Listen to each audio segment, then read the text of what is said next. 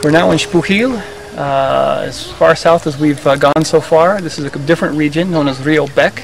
An archaeologist named this region. No one's actually sure why he named it that. This is at Xpujil. This is the largest structure in Xpujil. You can see it's very different. The pyramids are very vertical and very steep, and they would have been topped with very tall ornate roof combs, you can still see.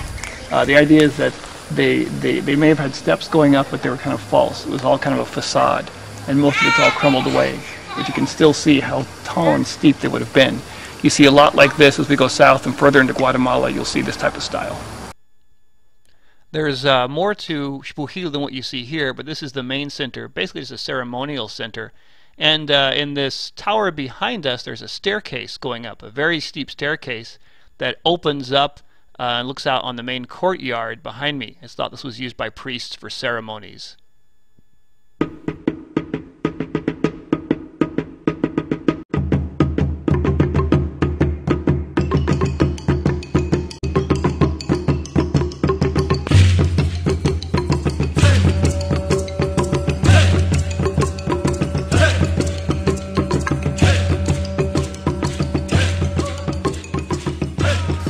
Where are we at, Dan?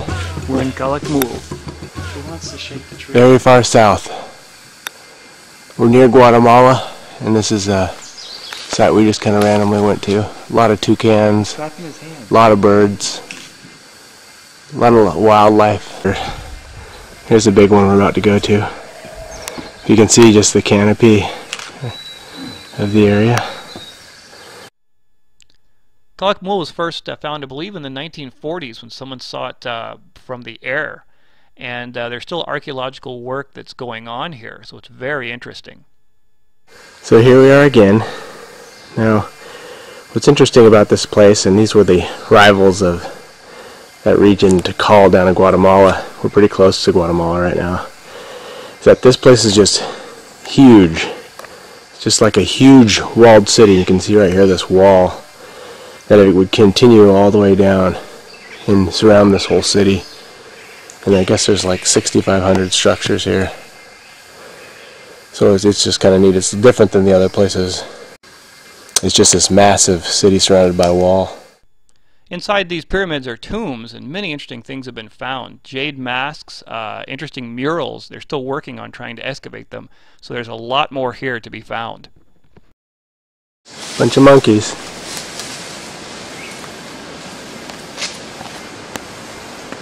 Do it. Jump, monkey! Do it! Life isn't worth living. Jump, monkey! Jumping. Don't scratch your butt. We're waiting for you to jump. Please. He's not jumping. Oh man.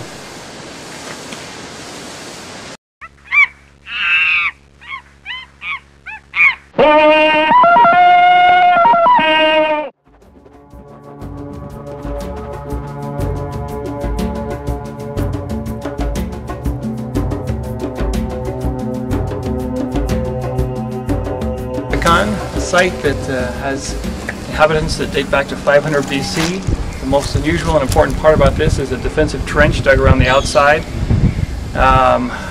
for use in the early Classic, late pre-Classic, as a defense for the city.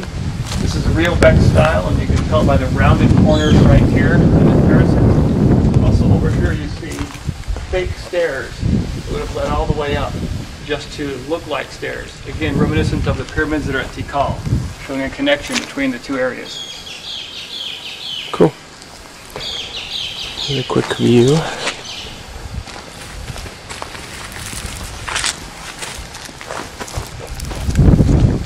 Becán. Check it out. They're waiting for you to climb. Yes, they are. This area was settled by around 600 BC and continued inhabited for many centuries through many wars, as evidenced by the defensive trench built around this city.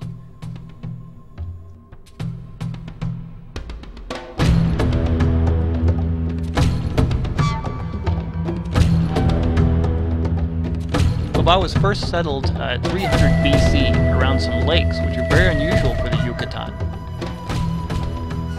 This is the Temple of the Pictures, which have been removed and have yet to be put anywhere.